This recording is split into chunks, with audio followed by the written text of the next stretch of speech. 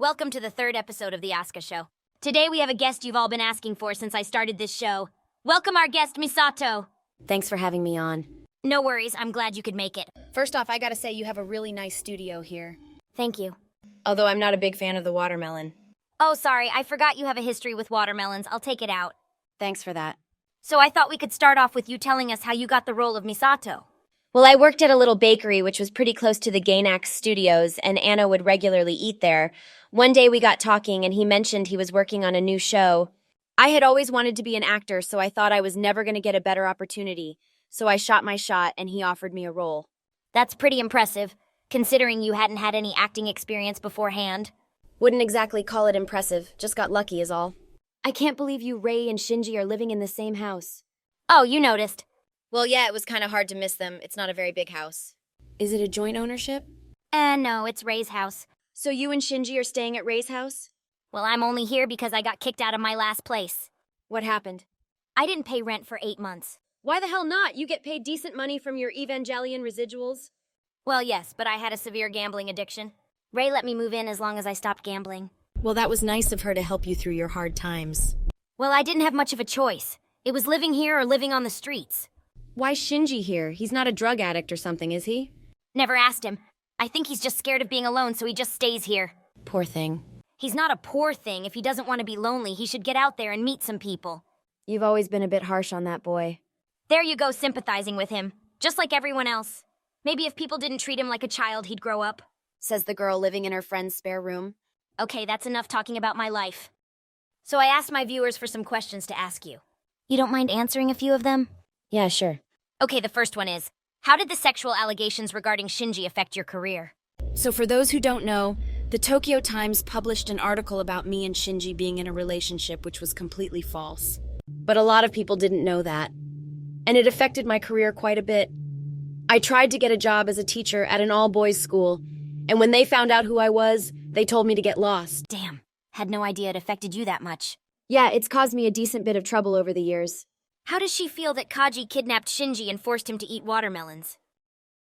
I did find it pretty amusing how Kaji would drag people round to that watermelon farm and force people to try out the different types of watermelon they grew up there. Though that is the place where my hatred for watermelons started. Whatever happened between you and watermelons? You don't know? Nope, no idea. Well, me, Kaji, Ritsuko, and Gendo were at the melon farm, and Kaji had a bright idea for a watermelon eating competition. It started off all fun and games, but me and Ritsuko are really competitive and we just kept going. After like an hour, I had eaten 13 watermelons and she had eaten 14. As I started my 14th watermelon, I threw up. And I don't mean to get too graphic, but I threw up a lot, like enough to fill up several large buckets. Until this day, whenever I see a watermelon, I feel sick. What is her car made of? Because surviving an N2 mine blast was impressive. Well, my car is a Renault Alpine A310, and it's probably the only good thing to come out of France. Gotta agree with you on that one. We originally thought we'd need more than one for all the stunts we had to put it through, but we ended up only needing one because it just wouldn't die. What does she think about getting called Mommy? Well, hey, I got some decent-sized mommy milkers. May as well call me Mommy. Speaking of milkers, when did you get a boob job? What are you talking about? These are natural. As natural as your hair color. Fine, you got me. I went to Thailand for a boob job a couple years back. I knew they looked bigger than I remembered. How much did they set you back? I didn't come here to talk about my breasts, Asuka. Fine. Bud Light or Corona beer? Tough call. I like both of them, but if I had a Bud and a Corona in the fridge, I'd probably crack open the Bud Light. Fair choice. What happened to Pen Pen? Well, Pen Pen was a penguin from a zoo in America, so after we finished up filming, he went back there. Sadly, never found out what zoo he went to, so haven't seen or heard from them since. It's a real shame they didn't tell us where he was being shipped off to. Would have been nice to see the little guy again. Oh, definitely one of the few cast members I'd want to see again. I'm one of those few, right? No, Asuka. I'm only here because you paid me. Well, that's nice to know. Nothing personal? So, who would you like to see again? Well, Pen Pen for one. Wouldn't mind seeing Gendo. Maybe even Ritsuko as well. Shinji too, I guess. Might be a bit awkward, though. What about Ray? Fancy seeing her again.